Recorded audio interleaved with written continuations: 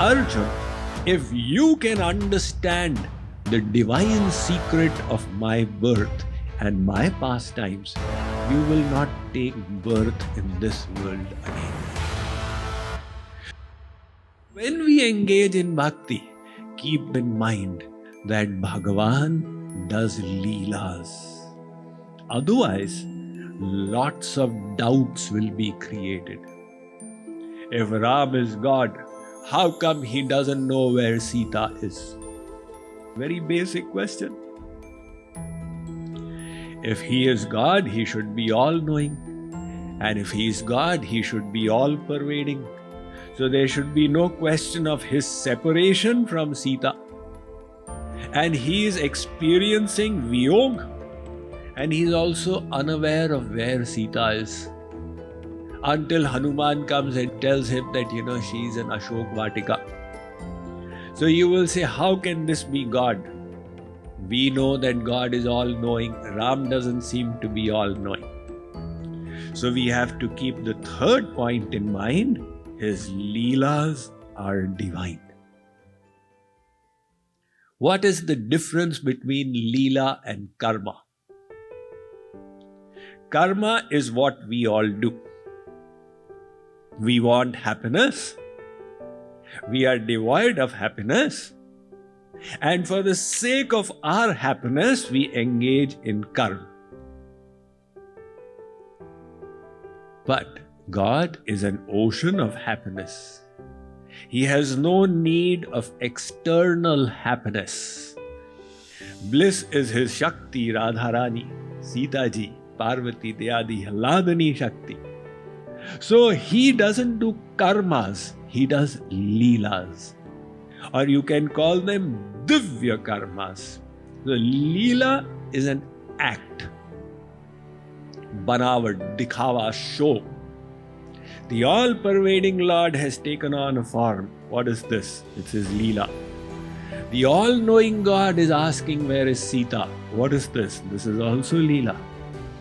So that leela, if we don't understand, like Parvati and like Garudji, we will use our buddhi. And bhakti will finish. It happened to Garudji. When Ram and Lakshman were tied in the Nag Pash, Indrajit released those snake darts and Ram and Lakshman got tied. So Narad said that Garud is required because he eats snakes. He called Garud. Garud ate the snakes and released Ram and Lakshman. But he got caught himself. He said, Bhava bandhan te chhutai, nar japi jakar naam, kharb nisachar bandheu, nag pash soi Ram. People take the name of Ram and cut the bonds of Maya, Bhav Bandhan. And that Ram is getting tied in the Nagpash of a demon. What kind of Bhagavan is this? Now poor Garud was so confused. All his bhakti went for a 6. He went to Brahmaji. He said, Maharaj, my intellect is giving me a lot of trouble. I have got too many questions and I don't have a guru for resolving them. Brahmaji said, Hari Maya kar ameti prabhava vipul bar jehi mohi na chava. Garudji, Bhagwan's Maya has overcome you. It overcame me as well. Once upon a time, go to Shankarji. So Garudji went to Shankarji. Shankarji said, Maha moha upja ur tore mitahin vegi kahe khag more. You have been overpowered by illusion. Go to Kag Bushundi. He is of your category. He is also bird. Khag jane khag hi ke bhasha. He will resolve your doubt. So then Garudji went to Kag Bushundi and Kag Bushundi explained him the Tattva Gyan. But the same Tattva Gyan Lord Krishna is explaining out here.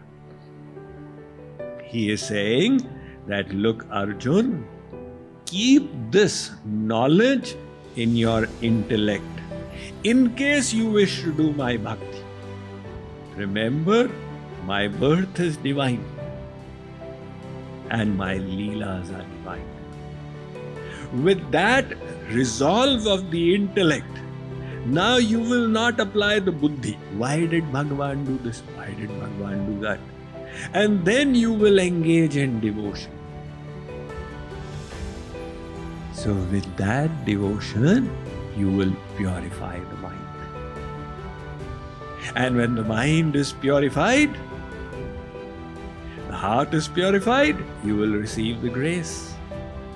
And when the grace comes, mat prasadadavapnoti shashvatam padamavyayam, you will be liberated from Maya and attain my divine abode. Hence Lord Krishna says such a big thing that, Arjun, if you can understand the divine secret of my birth and my pastimes, you will not take birth in this world again.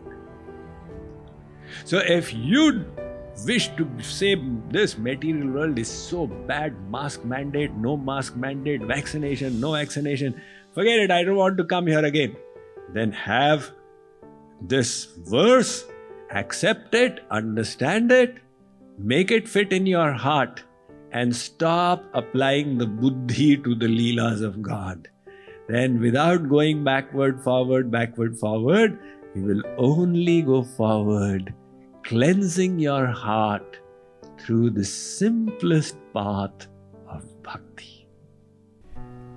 King Parikshit was the listener of the Srimad Bhagavad Mahapuran. When he died because of the snake bite, his son Janmejaya was only 7 years old. Subsequently, Janmejaya grew up to be a great and valiant king. One day, Janmejaya developed this doubt. He thought, at the time when the Mahabharata happened between my warring ancestors, the Pandavas and the Kauravas, at that time, the Supreme Lord Sri Krishna was also present upon the planet Earth. Why then did the Lord not ensure that the battle does not take place? With this doubt, he approached the great Maharshi Vedvyas. Vedvyas explained to him, there are certain things which are destined to be. They are called honi, jo hokar rahegi. Janmejaya could not accept it. He said, with our purusharth, with our effort, we can change every aspect of destiny. Vedvyas said, all right, let me tell you a honi in your life.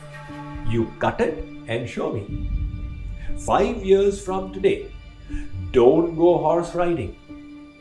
And if you do not go on a white horse. And if you do ride on a white horse, don't go in the northern direction. And if you do go northward, do not fall in love with a beautiful girl. If you do, don't bring her home to get married to her.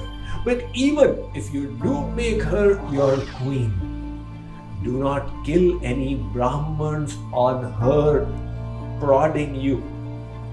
But you will definitely do it. And because of the sin of killing Brahmins, you will develop leprosy on your body and die from it. I have told you a honi in your life. Cut it and show me. That put Janmejaya in a tremendously pensive mood. He returned from there in deep thought. What have I been told?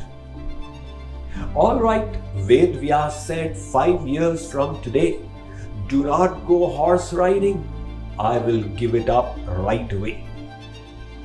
However, When the 5-year period was coming to an end, the urge to ride on a horse became so strong, Janmejaya could not resist. So he called his commander-in-chief and said, I will go riding, but on a brown horse. Arrange for one. The commander-in-chief said, Yes, Your Majesty. Now when Janmejaya came down to the stables, he found a white horse had been ready. His heart went thuk. He asked the commander-in-chief, I had asked you to arrange for a brown horse. But Your Majesty, the brown horses had been taken elsewhere. This was the only good stallion we had. Janmejaya thought, never mind. I had been warned not to go northward. I will go towards the south. He took off at great speed. He began hunting a deer. The deer was running away, but then it suddenly changed direction and began running northward. Before Janmejaya realized, he was hungry, he was thirsty. He reached a lake, and there he discovered a beautiful girl. He became enchanted right away and requested if she would marry him. She said she would, on one condition, that he would make her his chief queen. Janmejaya brought her back on the horse. When they reached the palace, she insisted that not a moment be lost in conducting the marriage ceremony. Janmejaya found out that the Brahmins had gone for conducting rituals elsewhere. So as a solution, he got the sons of these Brahmins to conduct the marriage rituals. At the end of the ceremony, the new chief queen of Janmejaya was giving dakshina to these Brahmin children when in a gust of wind her top cloth began flying. Seeing her body revealed in that manner, these Brahmin children began laughing. That hurt the pride of the lady, and she fumed to the king. They have insulted me, they must be punished. I wish to see them all dead.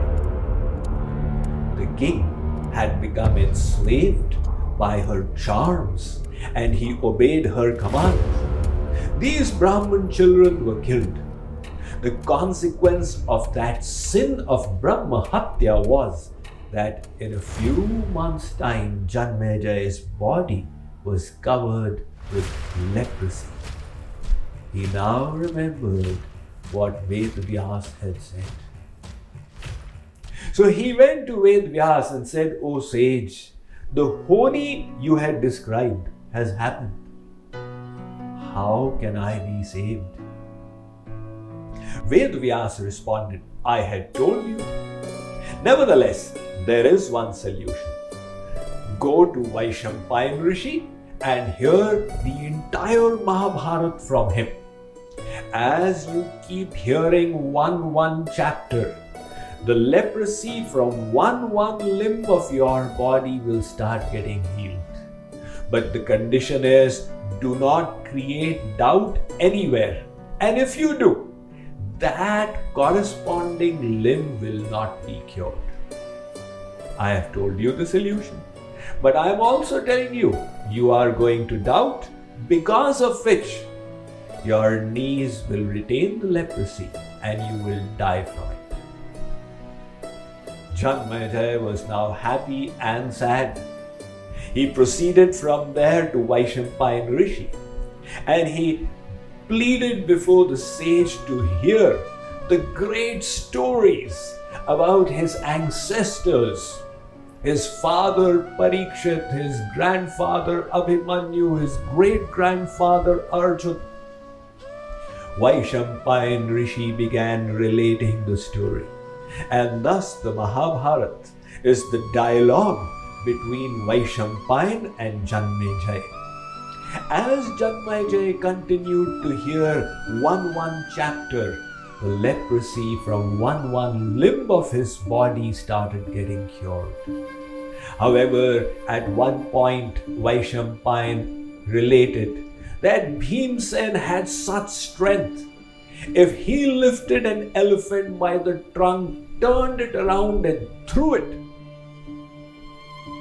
the elephant would reach satellite velocity and begin circumambulating the planet Earth.